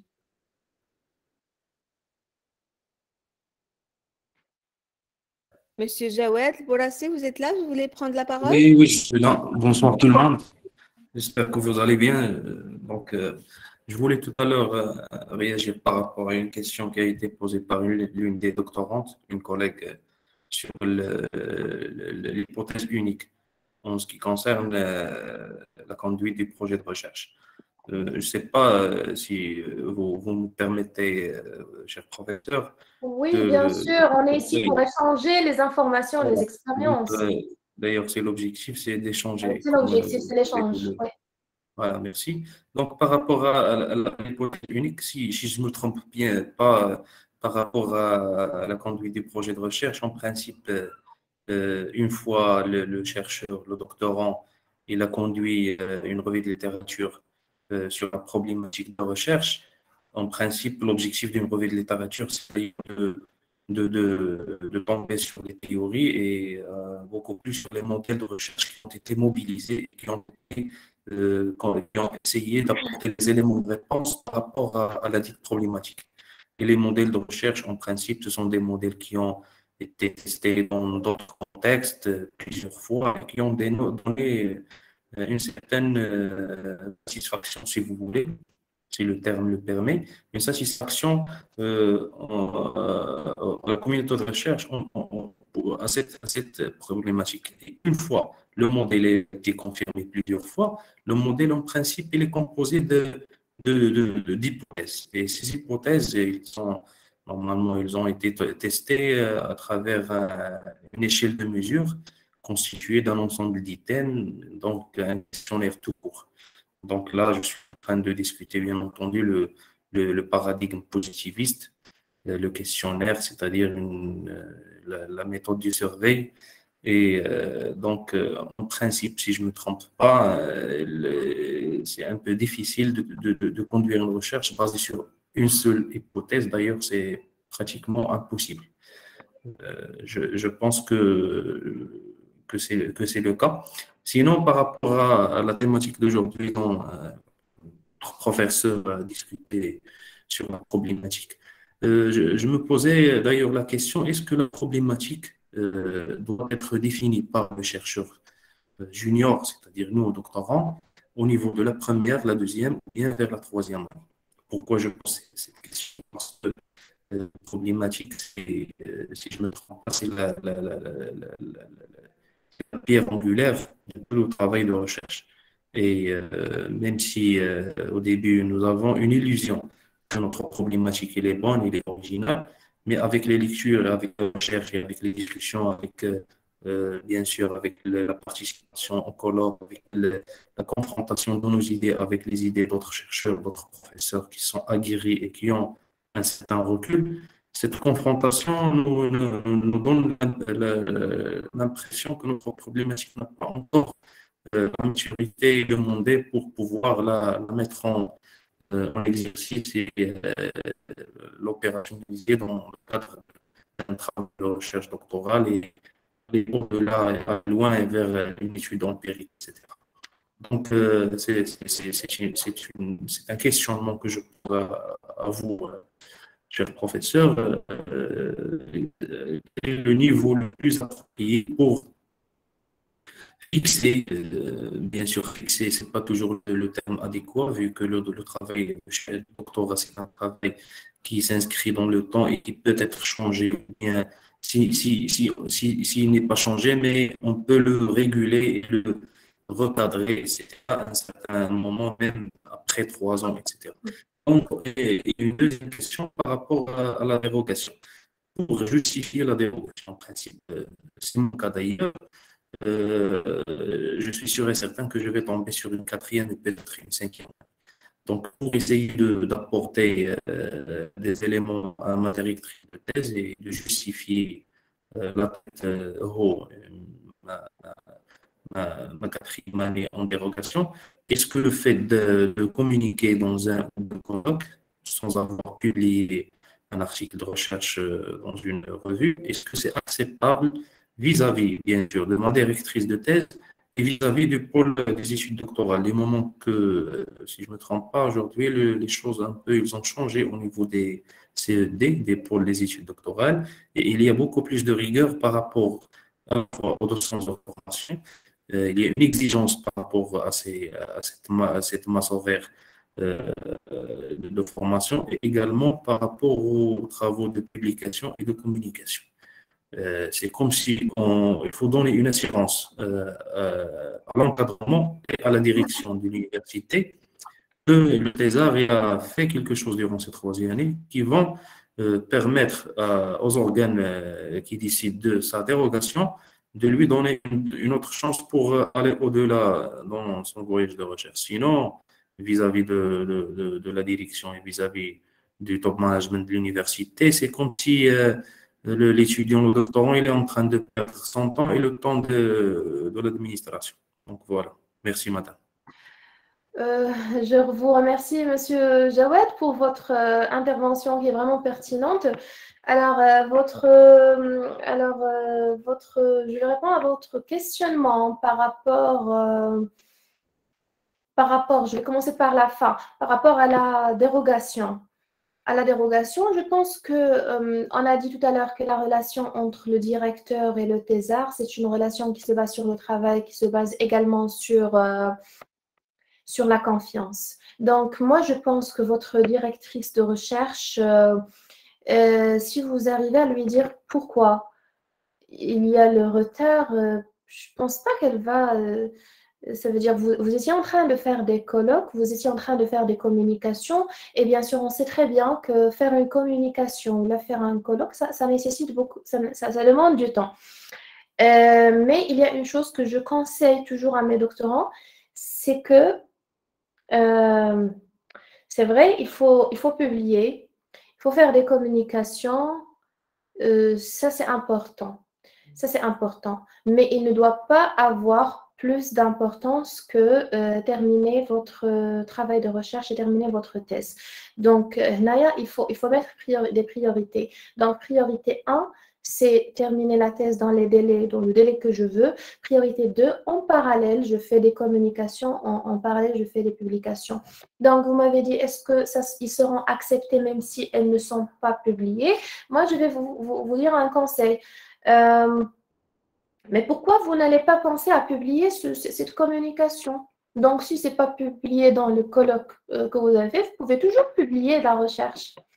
Donc, parce que vous avez fait un texte de communication et vous allez choisir juste une revue, vous allez lui soumettre votre texte et puis vous allez essayer de publier votre communication. C'est tout à fait possible. pensez à faire ça. Pour la directrice de recherche, il faut juste parler. Je ne pense pas que donc elle va bloquer la chose. D'habitude, on signe les dérogations. Si on voit que l'étudiant il travaille, c'est un étudiant qui est sérieux, il est en train d'avancer. Cette année, il a eu des retards parce que, donc on comprend pourquoi. Donc, il faut juste lui expliquer. D'accord? Pour les communications, cherchez à les publier dans une revue. Donc, j'espère que je vous ai répondu, Monsieur Jawad. Oui, parfaitement, madame. Merci beaucoup. Merci à vous. Je ne sais pas s'il y a d'autres questions. Oui, on a d'autres mains qui sont levées. Alors, Madame Kerima Benkhada, vous voulez prendre la parole? Allez-y. Essayez juste d'être précise et bref pour qu'on puisse donner la parole à tout le monde. Alors, Madame Kerima Benkhada. 1, 2, 3. Madame Widet Boualou. Oui, bonsoir, Shikram, bonsoir tout le monde. Alors, je suis Widet Boualou, doctorante en deuxième année, sciences de gestion au sein de l'UNCG de Casablanca et membre de la classe doctorale. Alors, très rapidement, moi, je n'ai pas de questions, j'ai juste des remerciements qui vont du fond du cœur à adresser à Madame Zakia. Sans discrétion, c'est la formation la plus pratique à laquelle j'ai assisté durant ma formation doctorale. J'ai les 2 années, franchement. Merci beaucoup, merci beaucoup. Ça me fait plaisir et ça me va droit au cœur. Voilà, vraiment, sincèrement, c'était très pratique. Ça a répondu à 1000 questions dans ma tête. Et donc, je suis vraiment très, très contente de participer à ces 3 séances de formation. Et donc, au nom de la classe doctorale et de tous les participants, je me permets de vous remercier et de vous souhaiter très bonne continuation dans votre recherche, votre carrière en général. Et puis, merci beaucoup, Jawad, d'avoir rebondi sur ma question autour de l'hypothèse unique. Merci beaucoup. Merci infiniment. Ça me va droit au cœur. Ça fait plaisir. Merci beaucoup. On va donner la parole à Monsieur Brahim Bendris. Brahim. Bonsoir tout le monde. Bonsoir. Alors, une question s'il vous plaît à Madame Rabih. Tout d'abord, je me présente, Bendris Brahim, doctorant à la faculté des sciences juridiques et sociales et économiques de Fès. Et je remercie infiniment Madame Rabih pour sa présentation qui a été claire et pertinente. Ma question est courte. Dans la revue de littérature, on trouve des difficultés à faire la distinction entre le cadre théorique et le cadre conceptuel. Y a-t-il des nuances, des différences entre les deux? Et merci. Merci à vous. Alors, lorsque je parle du cadre conceptuel, ici, je parle des concepts parce que la conceptualisation, c'est une étape très importante dans la rédaction de la thèse.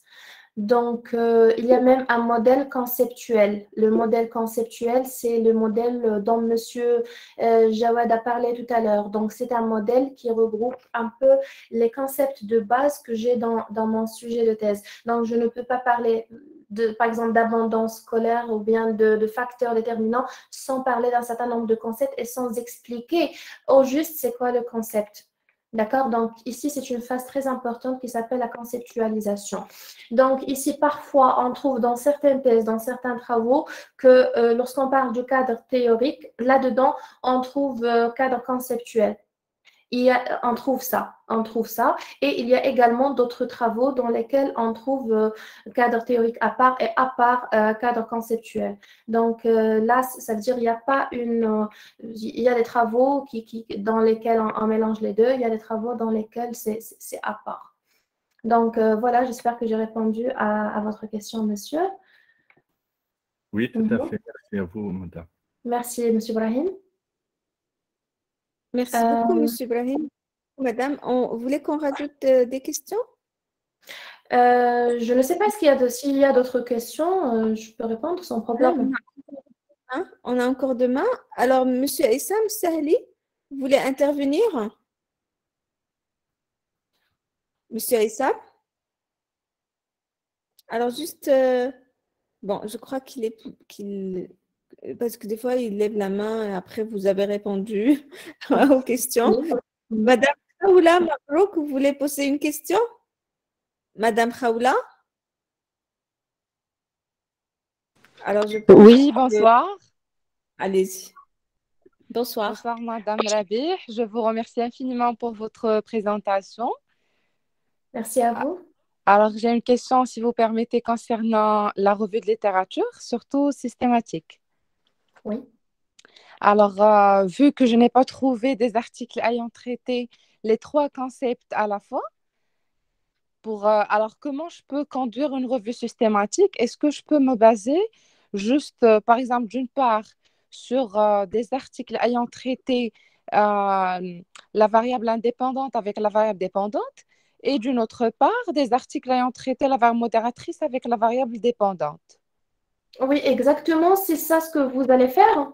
Donc, on ne va pas, bien sûr, bon, si on a une certaine problématique, je vais essayer, c'est comme un puzzle. Donc, ça, c'est les méta-analyses, les articles des revues systématiques qui ont traité ça, et ça, ils ont traité ça. Je peux faire la rencontre. D'accord? Donc, Oui. dans certains thèmes, je ne peux pas trouver tous les éléments de ma problématique qui sont dans les mêmes articles. Donc, je dois faire quoi? Je dois mettre devant moi plusieurs articles qui traitent des grands concepts que j'ai, d'accord? Des grandes variables que j'ai, et puis je vais essayer de trouver les liens. Donc, c'est ça la solution que vous pouvez avoir, madame. Oui. Oui. Et s'il vous plaît, est-ce qu'il y a des logiciels à me recommander pour faciliter la réalisation de la revue systématique?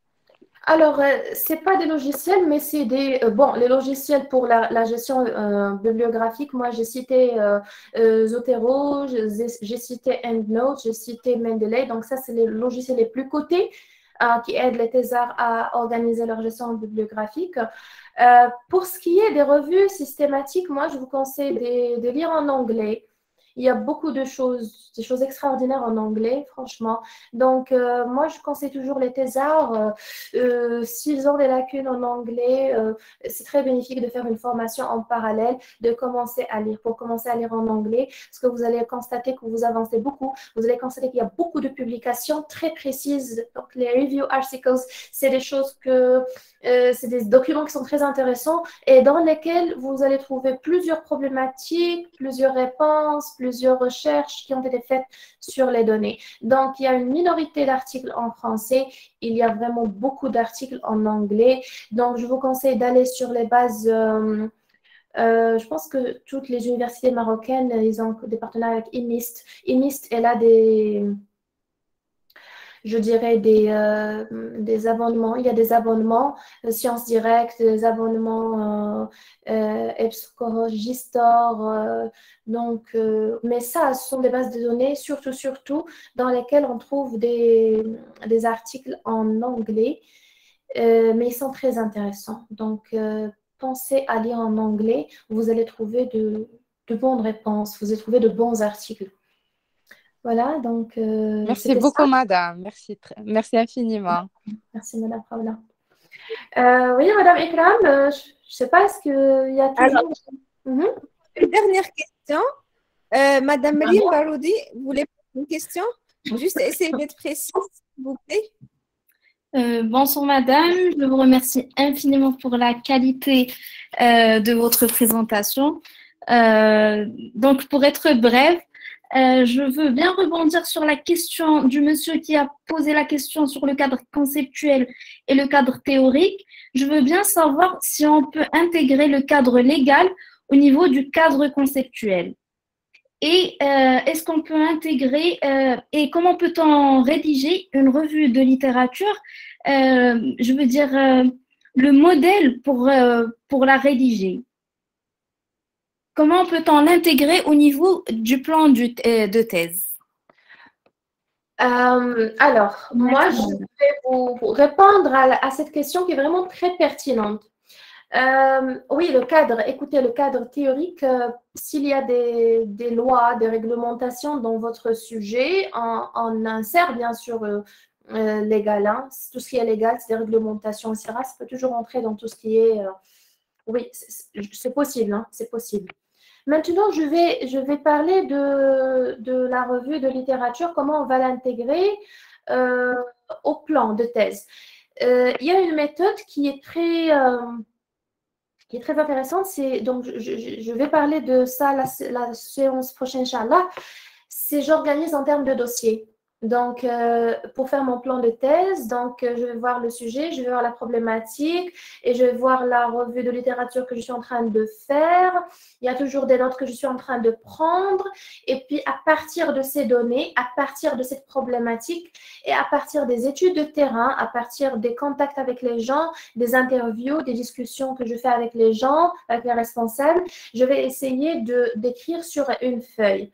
Quelles sont les idées que je vais discuter. Et puis, lorsque je fais ou bien lorsque je lis, je vais essayer de constituer des dossiers. Par exemple, moi, j'ai parlé tout à l'heure de l'abondance scolaire et des facteurs qui provoquent l'abondance scolaire.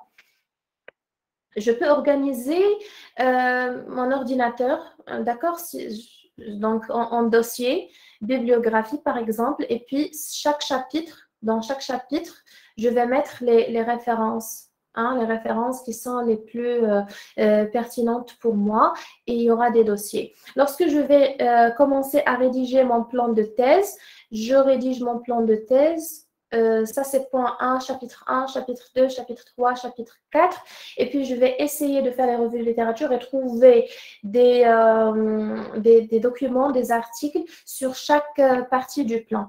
Donc, c'est une méthode, donc je vais parler de cette méthode plus en détail lorsque je vais parler du plan de thèse, ce sera la séance prochaine, Inch'Allah. Je vais vous dire comment on construit un plan de thèse à partir de ces éléments qu'on a vus, c'est-à-dire à partir de la problématique, à partir du sujet, à partir de la revue de littérature, comment le plan de thèse il est construit et quels sont les éléments que je dois insérer dans un plan de thèse. Et je vais parler de ce point, Inch'Allah, comment la liaison entre revue de littérature et plan de thèse. C'est bon, Madame Marie, j'espère que je vous ai répondu. Oui, Madame, je vous remercie infiniment. Merci à vous. Merci à vous. Donc, ça a été un plaisir d'être avec vous aujourd'hui. J'espère que ce qu'on a dit était utile. J'espère que vous avancez dans la réflexion surtout. J'espère que vous avancez dans les idées. Donc, je remercie tout le monde. Je remercie les chercheurs qui sont là. Je vous souhaite un bon aboutissement de votre travail. Je remercie Madame Ikram, je remercie Arced et je remercie tout le monde. Donc, voilà, c'était un plaisir de partager ce moment agréable avec vous. Et je vous donne rendez-vous le vendredi prochain, Inch'Allah, pour voir comment on rédige un plan de thèse. Quelles sont les étapes, si vous voulez, les conseils, les difficultés. On va essayer de lier le plan de thèse avec ce qu'on a vu précédemment. Donc, ça, c'est l'objectif de la séance prochaine, Inch'Allah. Donc, merci. Je vous souhaite une excellente soirée. Merci beaucoup. Madame Ikram. Merci beaucoup, Madame Zakia Rabih. Merci pour cette formation riche, tellement vraie. Merci pour votre sens du partage. Merci de nous donner le goût à la recherche, le goût à l'apprentissage. Et puis surtout, merci aux doctorants pour leur présence, pour leurs questions pertinentes. Merci pour leurs rajouts qui enrichissent la discussion. Et puis, merci aux organisateurs d'organiser cette formation pertinente. Et puis, c'est toujours un plaisir d'être avec vous. On va en profiter encore, Inch'Allah, vendredi soir. Oui, Inch'Allah.